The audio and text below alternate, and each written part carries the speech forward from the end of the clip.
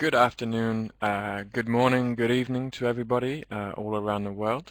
Welcome to the second in our series of webinars on micropensions called Asset Management. What can be the role of asset managers in developing countries? My name is Nick Penhale-Smith. I'm the Program Manager of the Pension and Development Network for WorldGranny here in the Netherlands. Firstly, I would like to say thank you for finding the time to join us. I hope you'll find today very interesting. Let me first give you a brief rundown of the program for today. The first speaker will be Red Camif from Guatemala, Alexander Orozco. The second speaker will be Henk Hermersen from the Netherlands, from SPF Beheer, who has plenty of years in asset management. And the third speaker will be Bala from the DHAN Foundation. Finally, we will have questions and answers at the end. There will be the opportunity to ask questions during the presentation. You can ask any questions you have during the presentations in the chat and question box. We hope that you'll enjoy today. All the information and presentations will be available to download at the end. So without further ado, we will begin with a video from Red Camif.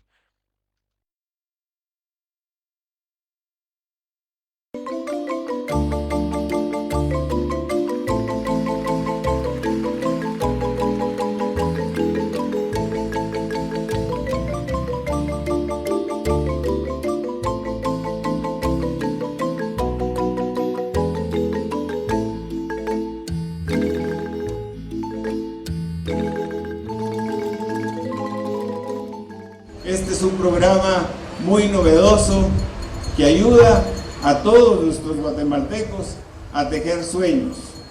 Y ahora nos fijamos la fecha, que para antes del 13 Bactún, o sea el cambio de era, estaremos ya con muchos clientes afiliados. Que los niños puedan empezar a desarrollar la cultura de previsión para que cuando sean mayores y las fuerzas de trabajo se les disminuyan, cuenten con los recursos mensuales para su sostenimiento. Señores, esta es una oportunidad para ustedes, esto es para su futuro. Cuando ustedes sean mayores, que ustedes tengan algo en que recaer, que no tengan que llegar a la tercera edad sin tener recursos.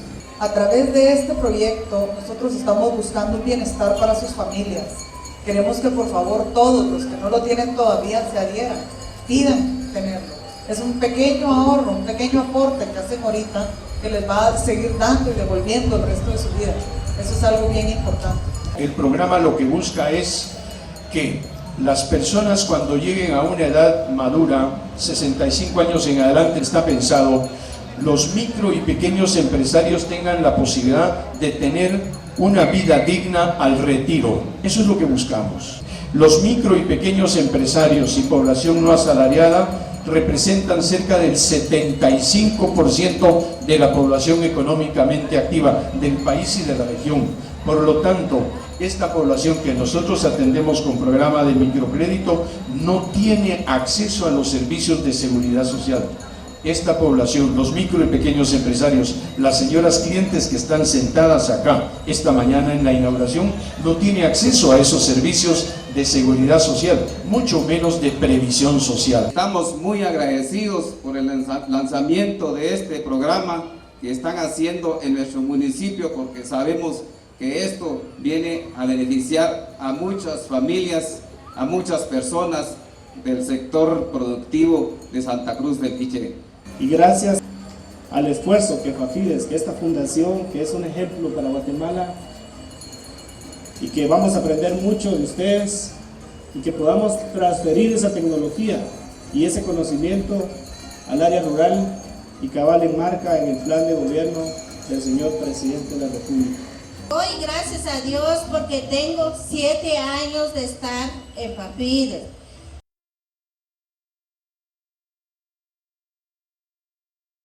Doy gracias a Dios porque es una ayuda que nos están dando a nosotros.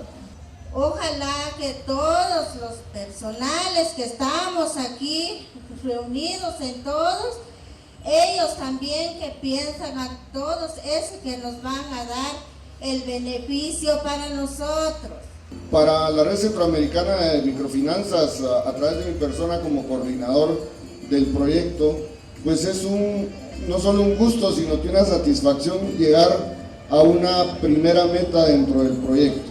Y esto es poder ya estar en condiciones de ofrecerle a los clientes de las instituciones de microfinanzas en el área de Centroamérica el acceso a un plan de pensión que permita garantizar un futuro digno para estas personas. Un crédito ayuda cuando uno está todavía en su época productiva.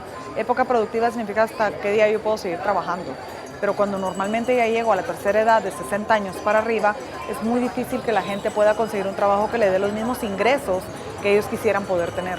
Entonces la idea de por qué no un crédito, porque un crédito te ayuda mientras tú puedas repagarlo, pero una micropensión no, una micropensión es un ahorro a largo plazo. Con este tipo de actividades se generan alianzas, se genera empleo, se genera ingresos y el gobierno pues está interesado en facilitar esos procesos, ¿verdad? Porque la iniciativa privada también está con estos proyectos innovadores como el de Fafides, está generando también responsabilidad social, conocimiento, tecnología y pues creo que también desarrollo rural. Y hoy estamos concretando ya con el lanzamiento acá en Santa Cruz de Quiché, en Guatemala, el lanzamiento del proyecto piloto de micropensiones en Centroamérica. Un día especial y tal y como lo menciona el calendario maya que coincide con el 8Q, es un día especial como para ceremonias de iniciación, un día para pedir fuerzas, un día para obrar bien, un día para pedir por las personas y su protección. Estamos muy contentos realmente por el día de hoy que estamos haciendo este lanzamiento oficial del programa y del proyecto.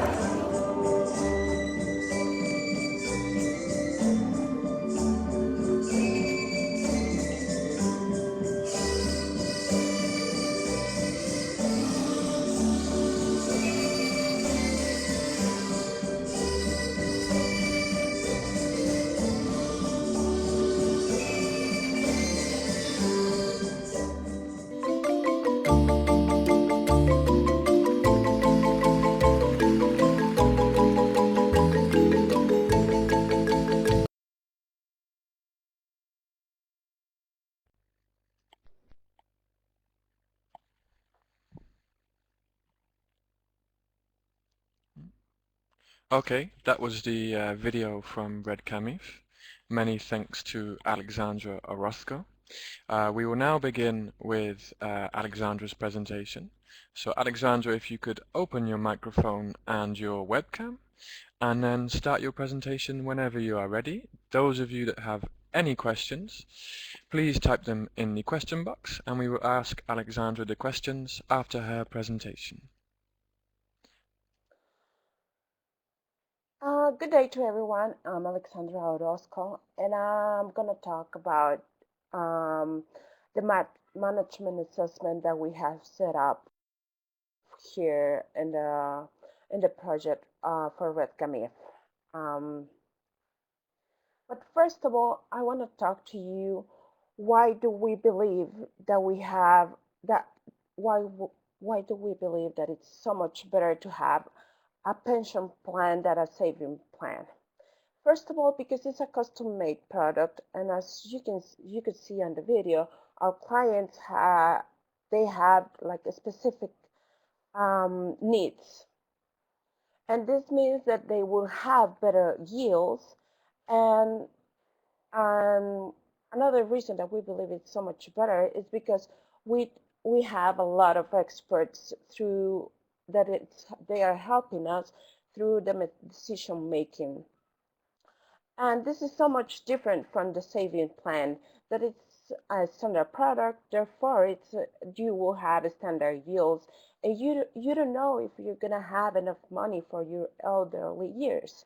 So these are a few reasons that we really believe why it's so much better to have a pension plan, or a micro pension plan, even better, instead of a saving plan. So our our two main goals to reassure the management assessment are the policies and access to the information, and this is accomplished through the project, because we have designed a project in a way that everyone is involved with the policies and the access to the information. And this means from RedCamif to the technical committees that we have, like 3 technical committees, 1 technical committee, I'm sorry, and two other committees, that is the investments and the risk committees. And then we have a management unit, and this management unit helps to the institutions that are involved with the program, with the support unit, and they know all about the policies and the access of the information too. And why do we decide to have a fund trust? Well, mainly it's because of four reasons: the security, the transparency, the decision process that we have set up in a detailed way that we can reassure our clients that we are taking care of their money, and of course the selection of the fiduciary, that we wanted an entity that they would have enough experience handling this kind of fund trusts. And as I told you, one of the other main points of our project is the access to the information. And this, as you can see right here, this is a small way to explain you really quickly how the information is handled. We have access to the information in every single level, from RedCamif, that they have the statistics and the control, all the way through the client. The client they have access to the statement once for free once a month, and if they need it like for more couple of times within the month, they can pay a small fee to have the access. We have so this is a small way to explain you really quickly how the access to the information is. So this is a really big one: the decision process.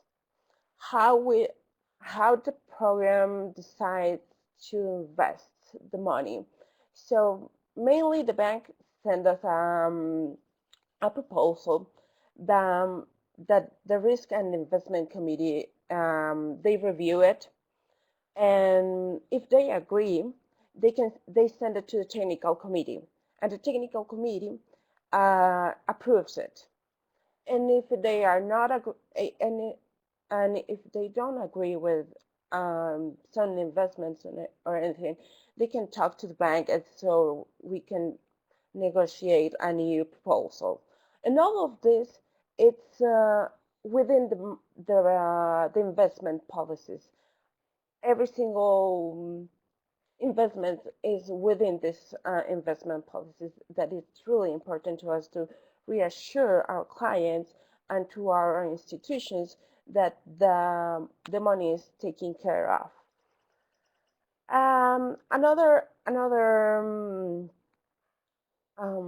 One of the reasons that I told you that we decided to have a fund trust is because the security and the transparency, and this is achieved through the access to the information. And this means that the bank sends us all the reports of the investment, and we send it through from the technical committee all the way to the client, so we can have all the they can have all the access of the information. This is so important to us, so they can be assured that their money is taken care. And yeah, so one of the tools that we use to the access to the information is our software, that it's been designed in a way that we can have access to this information, to the information of the investments, 24/7, from the institutions to the management unit and to the bank. And this is all managed through a data center. As you can see, the institutions they enter all the information from our client, and then they send it to the management unit, and we send it to the bank. And this is all really we send it. It's updated every single hour, I think. Yeah, pretty much. So this is really a fast view how we have the management assessment. So if you have any more questions, I'm here to answer it, and thank you so much. Thank you very much, Alexandra. Great presentation. If anybody has any questions, please pop them in the question box. How many clients do you have, Alexandra? Right now, well, our main goal at the pilot project has a goal for. I'm sorry, I'm thinking in Spanish, so I'm sorry. 12,500 clients. Right now we have around 1,000 because we just launched the program to the final client. The IMFs, they have been working for us within a year. Okay, we have a question that was asked before the webinar. Does WorldGranny have any best portfolio model for micropensions or any best practice documents? Well, yeah, we have a handbook of, as I told you before in the presentation, we have a handbook of policies that they describe the best ways to invest, the risk and investment committee. It's formed by people that it's an expert in the field, and it's they work close to the institutions that are working with us. So it's all like it's a full spectrum of policies and experts and people that is involved in their communities. Okay, we have time for two more questions. What do you consider as the most important item in the report of? Oh, that's a good one. Well, I think one of the the most important is the yields. The yield, yeah. Well, that's the main goal for our project, to have better yields to our clients and to the communities. Okay, and final question. How do you pay the administration costs? Does this come from commission from the management of micropensions, or is this given by international?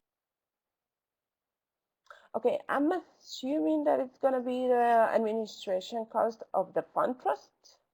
I think that's the kind of the question. So the fund trust has been set up in a way that it can be like it pay by itself the cost of the administrations. Right now, the first when we opened the fund trust, we had the help of Luxembourg to set up the fund trust, and they gave us the money to set it up, and therefore they have like the first year they have the administration costs. Okay, I also, from the chat box, it tells me that it was also how do you pay the administration costs of your... The administration. Okay, so As you can see on the first slide, it's a cooperation between RedCamif, the IDB, that means Inter-American Development Bank, and Luxembourg. So the administration cost, it's right now, it's between like the three of them, between RedCamif, the IDB, and Luxembourg. Okay, great. Thank you very much, Alexandra. Great presentation, and thank you for your time.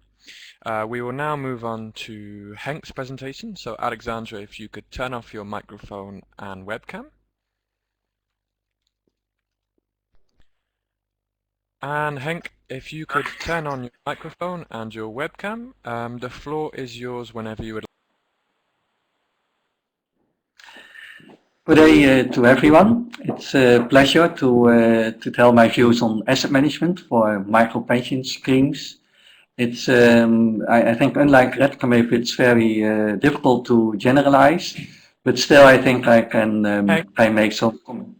Yes? Henk, sorry to interrupt. Could you turn on your webcam, please? Okay, I think I did. But... you just need to click it a second time, Henk. Okay.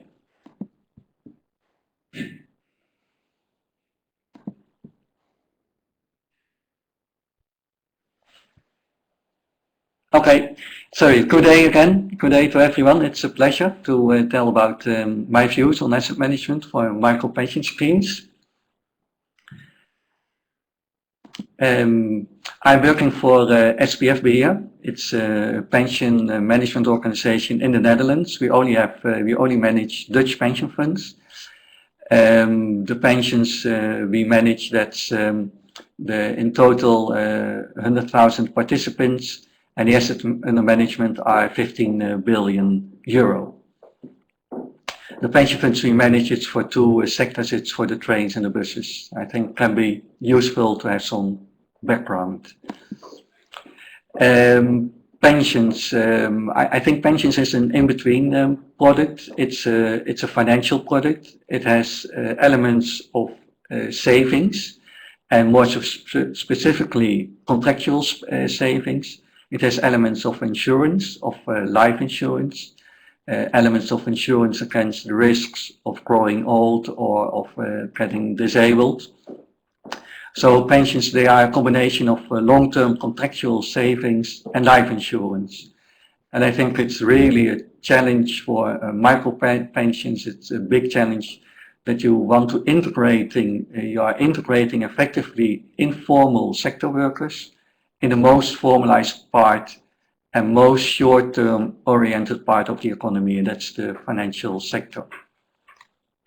So from that I deduce that you really have to be careful in asset management for micro-pensions. You really have to stick to principles, and you have to be aware of the basic elements of investing. Financial sector, there's another part, as I said in introduction when I heard RedCamif speaking, which is very interesting, and RedCamif is very specific, but general statements on asset management is not possible. There are big differences between countries. If you look at the financial sector, for example, banking, the most important part of a financial sector, banking is about deposit taking, and rightly so, it's in every country heavy regulated.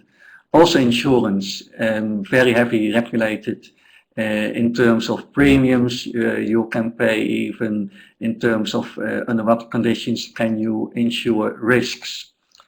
Then the third part, which is the subject of the presentation, asset management, is also important. It's in every country. It can be different which investments are allowed for certain institutions, and certainly for pension funds. Then also for asset management, for pensions, it's very important, are overseas investments allowed? There can be, and there are very good reasons of not allowing overseas investments or of limiting these overseas investments. Then the last part, it's also the title is asset management, And then there are, well, there are of course many asset managers. And then the question is, are there foreign providers allowed? Well, to my knowledge, usually in the countries where micropensions are being developed, foreign providers are not allowed or are only allowed in the form of cooperation with a local institution. And that's all because of the big interest participants have in a healthy and safe financial sector.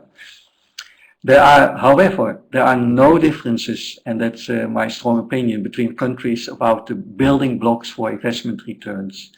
And investments, I think people get far too complicated about investments, because it's in the basis it's very simple, and that's on my next sheet.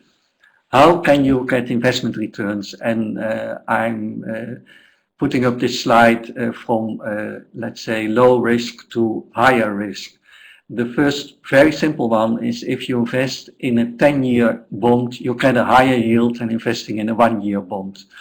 The second part is also very simple. If you invest in a corporate bond, a bond of an enterprise, you get a higher yield than a comparable government bond, and that's a credit premium.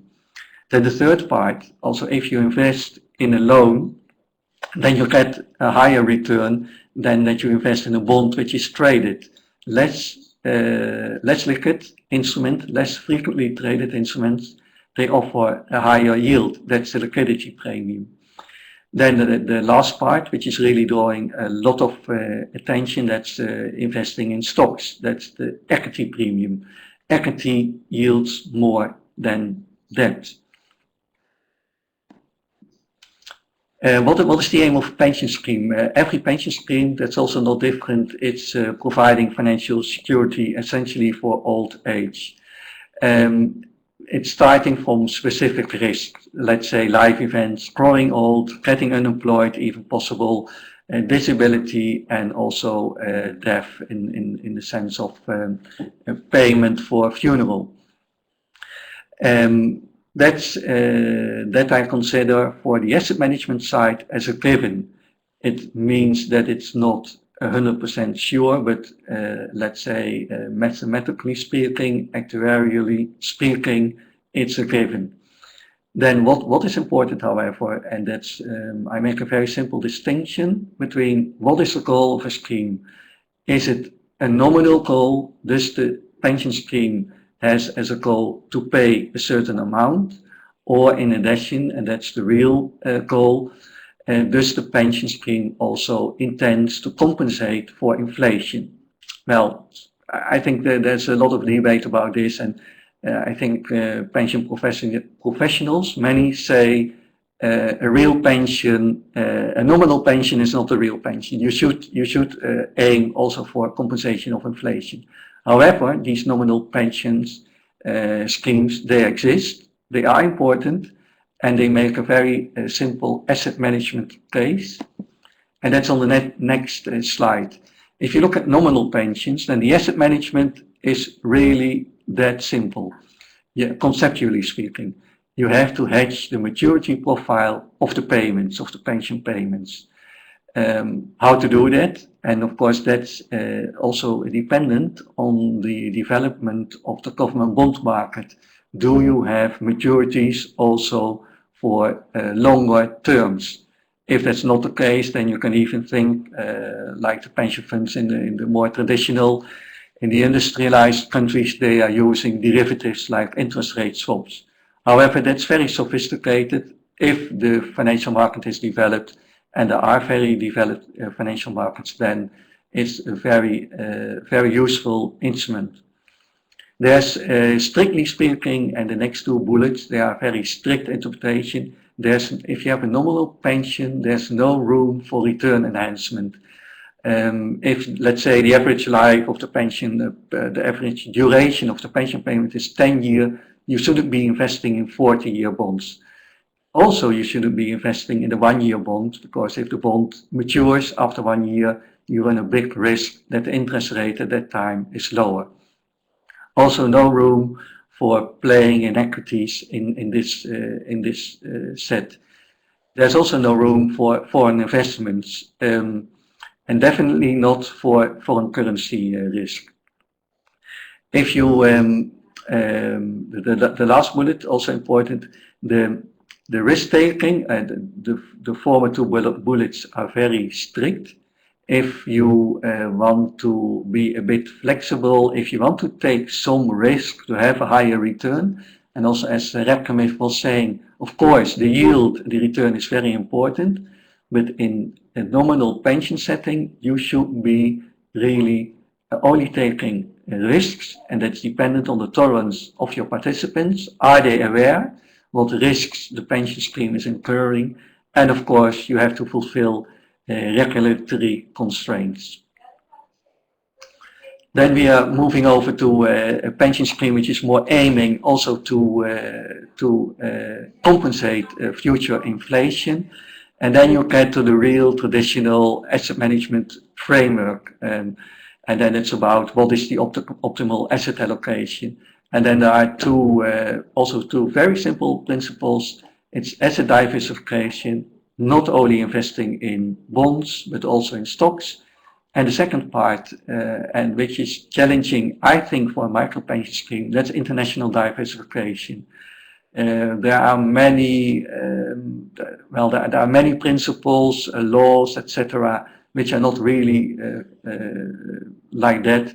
But international diversification is stylized fact of many years of investment research for many countries' currencies. But I think what I see, the present pension schemes, it's still a bridge too far, but it is a longer term point, I think. And of course, you should be hedging of inflation risk. If you go to a bank and you say, oh, I want to hedge my inflation risk, they will sell you a product. I don't mean that. What I mean by this is that you should invest in investments which of which the return grows with the inflation. Now that's and then you get to equities. Of course, longer term equities will compensate for inflation. In this setting, risk management is also very important, but it's more in the sense of risk budgeting. You should, the pension scheme should budget, should set a maximum for the risk, and that the pension scheme can incur to achieve its goal of an inflation-proof pension. Well, I made some graph because it's a bit a gray presentation, so I thought, okay, let's have a longer-term view, and I take the US as an example. The upper panel, you see the 10-year, or you see the long-term bond yield. Well, and you see really low levels. You see also very high levels. And of course, this has to do with the second panel in red, that's inflation. And you see that at times inflation really goes sky high, and also inflation can really go low in the beginning of this decade. The third panel, it's both subtracted, and that's where I want to show the risk of a pension which is only investing in interest rates, in fixed income, in bonds, because then you can clearly see that there are times when your real yield is negative. At that point, dependent on the financial situation of the fund, it's really the pensioners, they suffer. It's just an illustration of the importance of inflation compensation. Then I get to my last sheet, and that's I think a very also in the Netherlands there was very little attention being paid to investment costs, and of course it has everything to do with the low yields we are living now here in the industrialized in Europe and the United States. Why is it important? It's even more important, I think, for micropensions because there are many transactions involved in micropensions.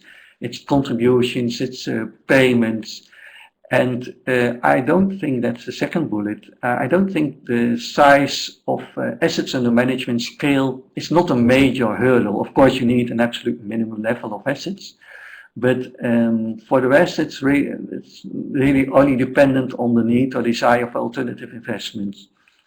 But what is very important, some costs, and we became aware of that in the Netherlands during the past 5 years, you do not see. They are already discounted in the return, or the return you get reported from your bank is net of costs. If, and then that's the last bullet of the sheet, when you outsource, and a micropension scheme should do that, that's fully understandable, but when you outsource the asset management, you do not really see which costs are already subtracted, and that's the next sheet about. What you can see, that's the idea of the bullets. The first 3 bullets is what you can clearly see. You can see the commercial costs. They have to report that to you. You can see the investment management costs, the investment management fees. You get reported the brokerage fees if you have a good reporting, and taxes that are being paid for the investment. But what you do not see is the bid-ask spreads for bonds. Bonds are listed usually on an exchange, but they are traded over the counter or more easily understandable through the phone, so it's phone brokerage. You do not see the bid-ask spreads. And then the last part, which I think, and I do not have figures, but I know from experience for our smaller funds, that there is a big drag of transaction costs of money transfers. Every time a participant is contributing, is paying, and it would go straight into the fund, then there can be a transfer fee.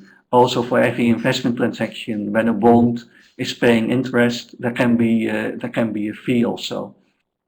So I think what is really important for for asset management, for micropension, is to look for bundling of contributions and withdrawals, even independent, and even more so if the cost of every individual transaction is high.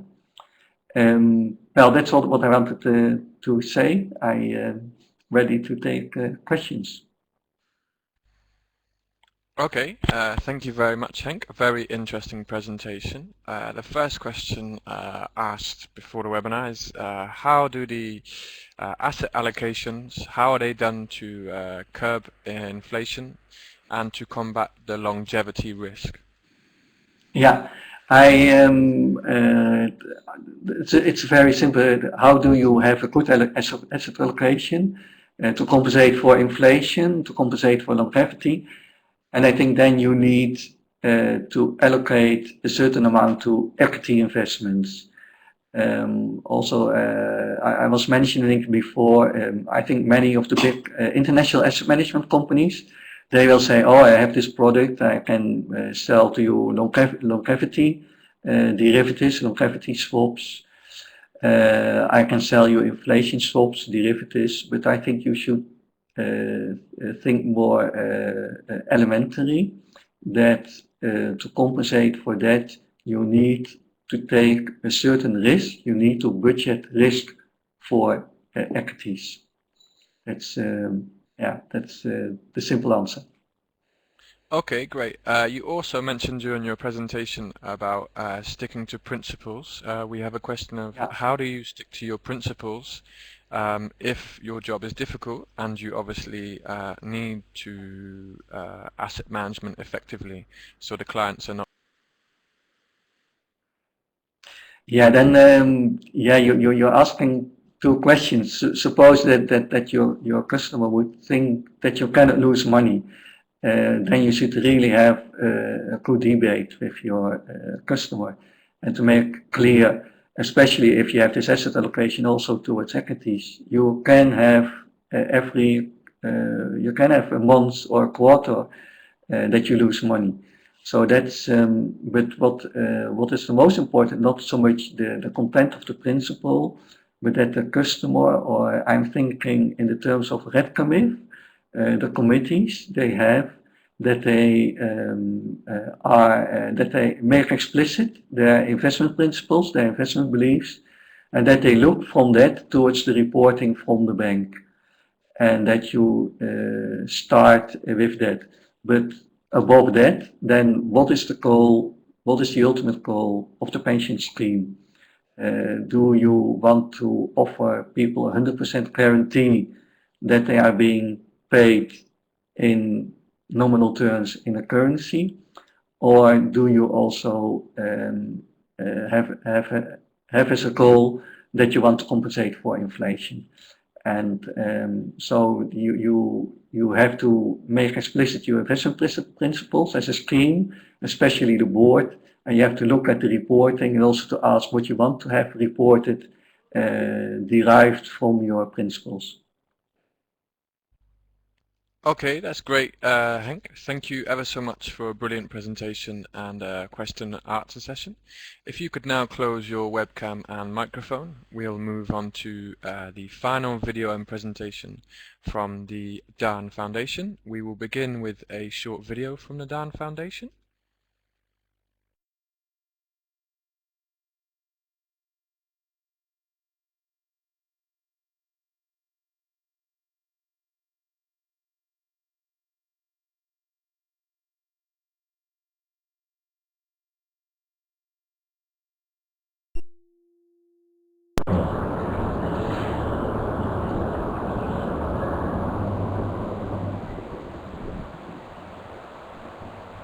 Unfortunately, the video doesn't seem to be working, so we'll move on to the DHAN Foundation presentation.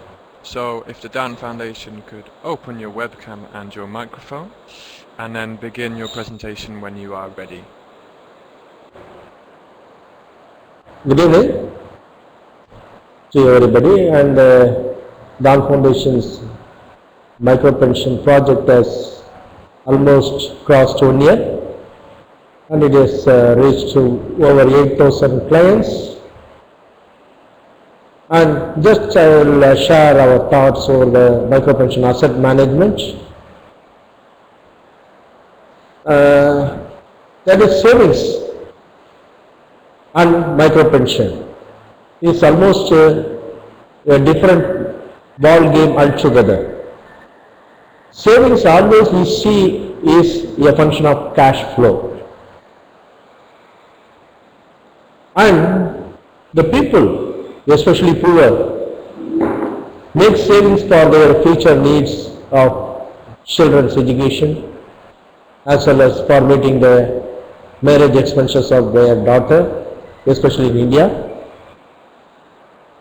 And savings is always, it's not income minus expenditure. It is that what I mean is, the people even curtail their expenditure and make savings for meeting their future needs. And in income and savings in India is normally in the banking sector, and the banks use these savings for lending at an interest rate. And normally it is not beyond 10 years, savings is not allowed in India. And it is regulated by the regulators. So what I mean is, the savings in the banking sector is not, the investment is done by the banking sector itself, it is well within the system. Whereas the pension, yeah, I will tell you, the pension. Could you please lower your volume slightly? Yeah, volume lower.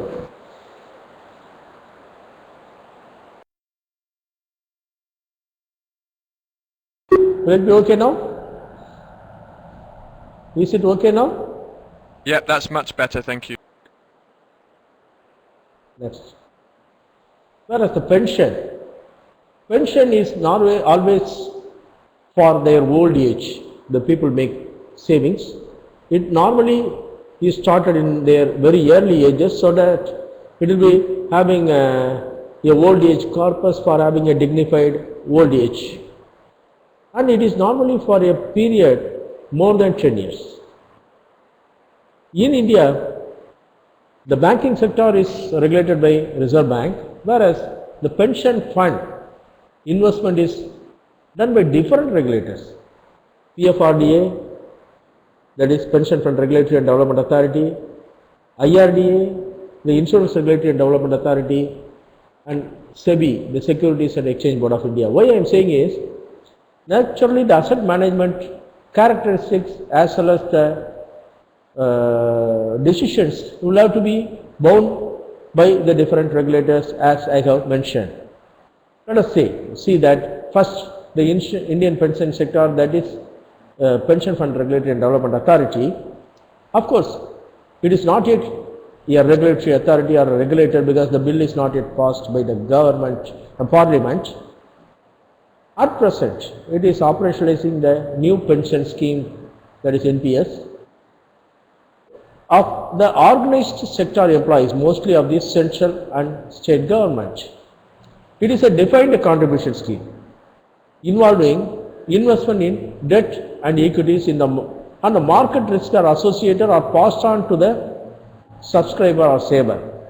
You have to understand, till the NPS was introduced, till recently, before I would say 6 or 7 years back, it was a defined pension scheme was available for these organized sector people. Now it is a defined contribution scheme where the risks are passed on to the subscriber or saver. Let us say, what is the investment option by the BFRDA in the NPS? They are having 3 classes of investment, and I will relate it with the 3 mode of transport in India. The G class, ultra safe risk profile, is something like a train journey. It is ultra safe. Then safe risk profile is something like a bus journey. That is investment in fixed income securities of entities other than the government. First is a fully a government, central and state government, that is ultra safe. Safe is other than the government but also something a public sector and also very good entities. Then medium risk profile is something like a motorcycle ride. It is a equity related investments. Then they have not only classified the classes, they have also fixed the investment criteria according to the age. Lesser age can take more what we can say, not risky but better risk oriented products. So the risk, the E class, the equity class, they can invest up to 50%, whereas the people in the 55, their equity investment will be only 10%, only 10%, whereas similarly for the people in 55, their investment will be to the maximum only in G class, ultra safe, that is 80%. Whereas for the persons with 35, it will be only minimum, that is 20%. So how it graduate and all these norms have been fixed by PFRDA for the NPS. The other sector, the insurance sector, is also offering pension schemes. The pension schemes offered by the insurance companies are regulated by the Insurance Regulatory and Development Authority, the regulator of insurance. They are also permitting investment in debt and equities. The positive aspect in this is there is a minimum assured non-zero positive returns to the subscriber, whereas in the earlier thing there may be negativity, but here it will be at least a positive to the minimum assured level. They have also given the guidelines. Let us see what is that. They are also having the government securities and other approved securities to the maximum of 40%. The government securities should be at least 20%, others should be also in the 40s. Totally it can be 40%, that is in the blue color, what I am having in the 2 things. And equity and other approved investments can be maximum of 60%. So 60-40 we can see. Let's start. What is the yield? I am giving the detailed aspect because we are, what the project DHAN is having is under this category. DHAN is in collaboration with the Life Insurance Corporation of India is having the product or the scheme, DHAN Micropension scheme, that is involving this investment pattern. That is the IRDA approved investment. The central government securities, treasury bills, government guaranteed loans, state government securities, corporate securities and equities. The rate of investment annual yield on this is indicative is with 7% to 12% in the government guarantee, the first three category or four categories, whereas the last category is the equity, that is going up to 24%. 24%. The government's other than corporate equity sector investment, it go up to 24%. Let us see what non-LIC pension project fund investments are made specifically. Yes, central government securities is 35.88%, other state government and other approved securities is to the extent of nearly 18%, and other approved investments, that is bond, debentures and equities is 46%. Totally it comes to 100%. The yield is also, the first is yielding 7.2 to 12.4, the second is 7 to 13, third is 7.34 to 24%. Ultimately, the gross return that was realized during the last year was 9.25% in the scheme of non-LIC pension project. The process, how it happens, it starts from the member, that is the lowest level. They pay the premium to their self-help groups, and then it goes to the Federation of SHGs, that is a nodal agency. It transfers the fund to the fund manager, who is the LIC of India, who is investing in the financial market, and the yield is investment returns are received by the LIC, and it goes back to the member. It goes back to the member when he purchases an annuity. When he is receiving pension from the accumulated corpus, it goes back. Then there is one more entity called on the right side. It is the non-people mutuals. It is an expertise center. It is actually helping in designing the product. Actually, the needs were evolved from the people, and the schemes, everything was designed. It is a customized product and scheme by the LIC. It is an expertise center.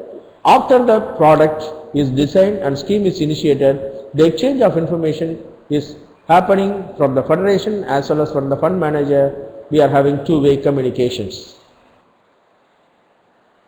And there is one more regulator, that is Securities Exchange and the Exchange Board of India. They are the equity market and debentures and corporate market regulator. There is no specific pension scheme at present. However, there were pension schemes, they were labeled as pension products. At present, there is no pension products at present in India. Normally, savings are invested by public in the financial market through mutual fund mechanisms, that is being regulated by Securities and Exchange Board of India. These mutual funds involve higher operational costs than the pension fund. Moreover, the fees payable to the fund manager under this category, that is mutual funds, is higher. And the next important point is, according to the financial market, whether it is bullish or bearish, there is heavy inflows and outflows. That indicates that it is not good. Whether it is inflows or outflows, when it is higher, it will not be good for the performance of the fund. Whereas pension funds are not involving heavy inflows or outflows, so they are able to perform better. This is in short about our presentation on asset management of micropension. I invite questions. Before that, there was a question from the forum, that is, can effective asset management or micropension can reduce the transaction cost in both collection and distribution phase?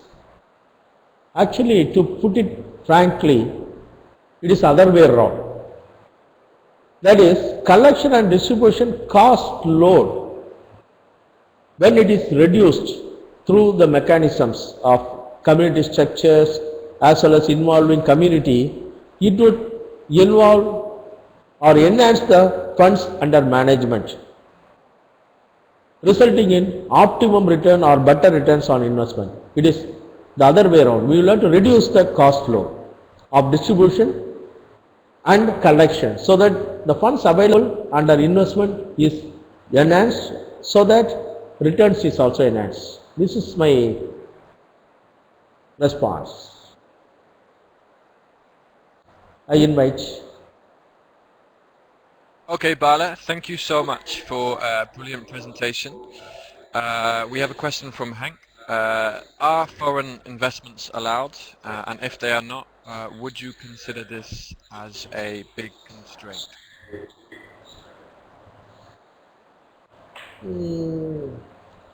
At present, foreign investments are not allowed in the pension sector, but it is up to the regulator as well as the government to allow it. But I don't think that it is going to be a big constraint, because the foreign investments, when it is coming in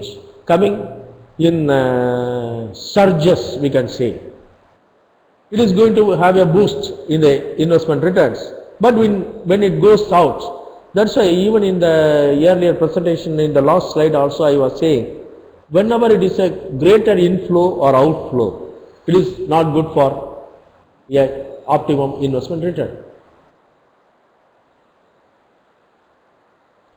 Okay, that's great.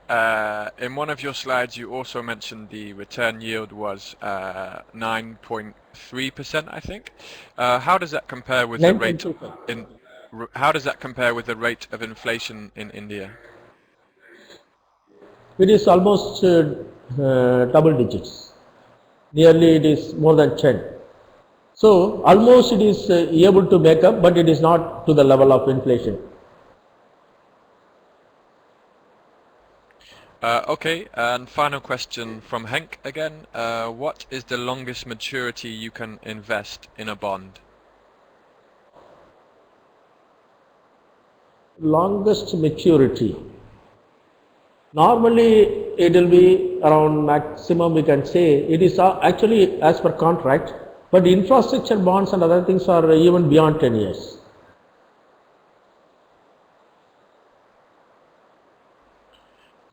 Okay, that's great. Thank you ever so much, Bala and the DHAN Foundation. Brilliant presentation and some very, very good responses to the question and answers. If you could close your microphone and webcam, we'll now move on to the final section of the webinar.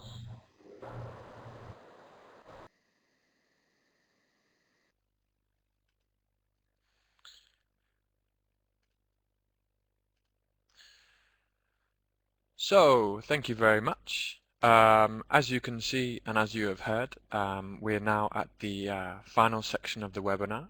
We've had 3 great presentations from Alexandra, Bala and Henk. If you have any final questions, please ask, and also if you would like to share your email addresses, please feel free to type in under the box email addresses.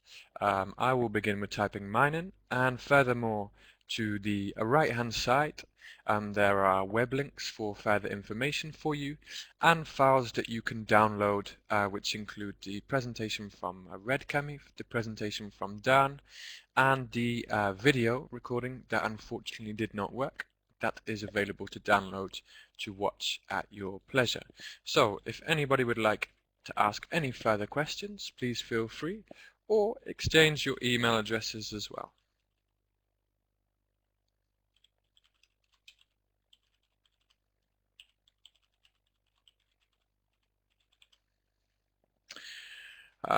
And I'm also delighted to announce that we have in April the 3rd and last webinar in the series on micropensions.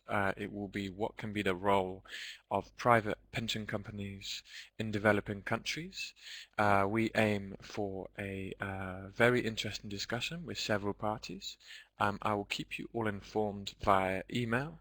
Please check out our LinkedIn groups, Facebook groups, and the website pensiondevelopment.org, or alternatively worldgranny.nl. Please be warned, the World Granny site is in Dutch, but at the bottom tab there is a section in English.